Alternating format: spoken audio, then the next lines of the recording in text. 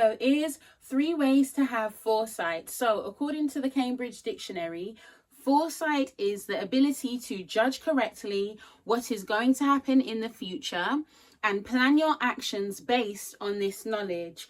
Have the foresight. She'd had the foresight to sell her apartment just before the housing market collapsed. So the first way to have foresight, I've said this before on the channel, believe people when they tell you who they are.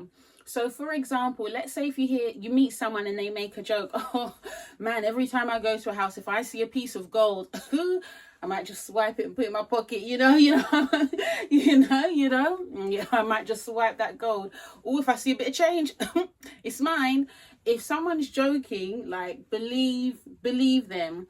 I understand that sometimes people are just making jokes and being jovial, but most of the time there's this saying, never a joke said in jest. The reason why jokes are funny is because usually there's some truth to it, right?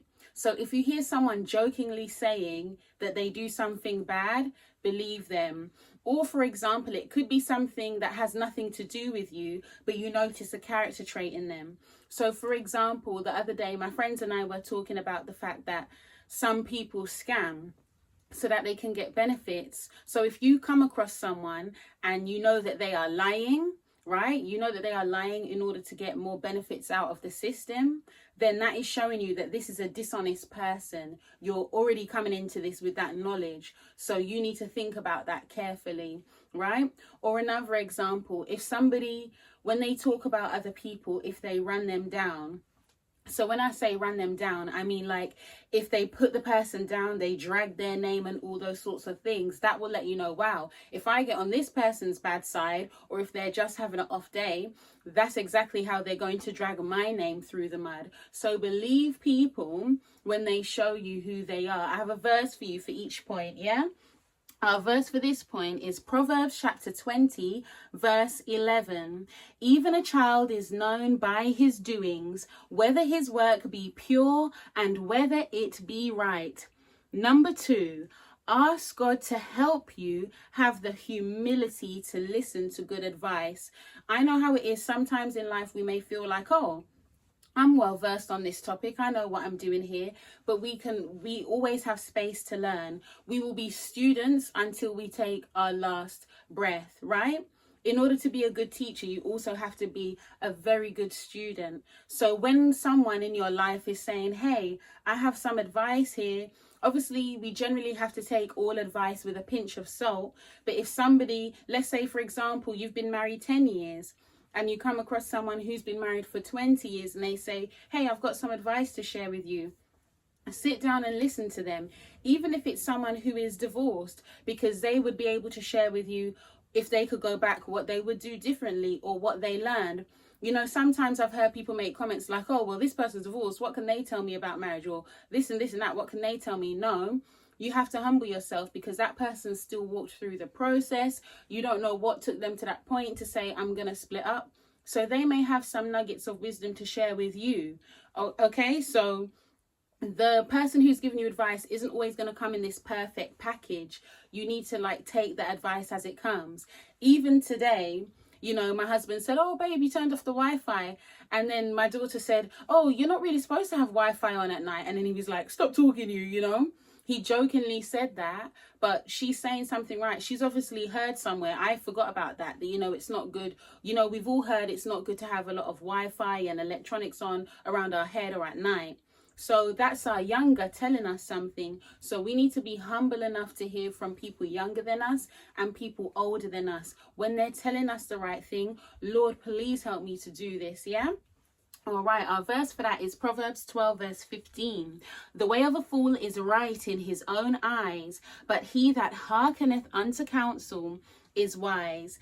Number 3, become a history student. The first thing is Bible study. What I really want to start emphasizing on this channel is read the whole Bible. Read from Genesis to Revelation. Try your best to read a chapter a day. At the moment, my husband and I, on the days that we remember, we're trying our best to be consistent, is to read at least 2 chapters a day, right? And I'm sharing this with you because I've never actually read the whole entire Bible. in my whole life of being a Christian, right? I've grown up in the church 33 years and I've never read the Bible, Genesis to Revelation. And when you read more, you gain so much more context as opposed to just picking verses.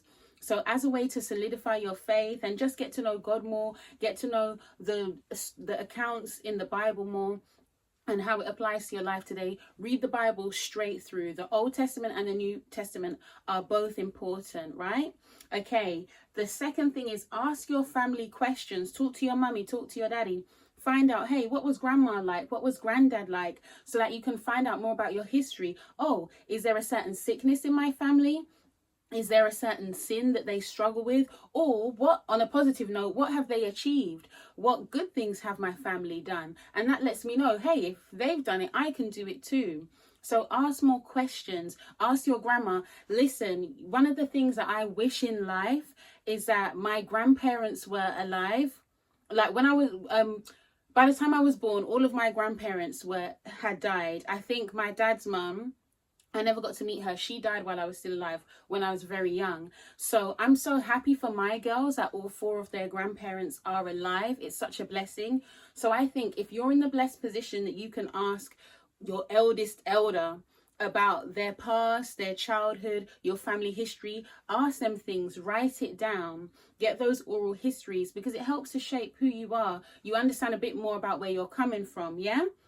And the third point on this is find a topic and dig into the history. So you'll see on this channel, I did a documentary a few months back called Examining the 1950s Housewife. I was just interested and I wanted to know more about that topic. And then I split the documentary into a few parts. And it was really good because people told me that they learned something from it.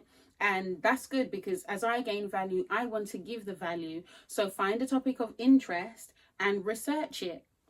Okay, so the verse for that is Proverbs chapter 15 verse 14.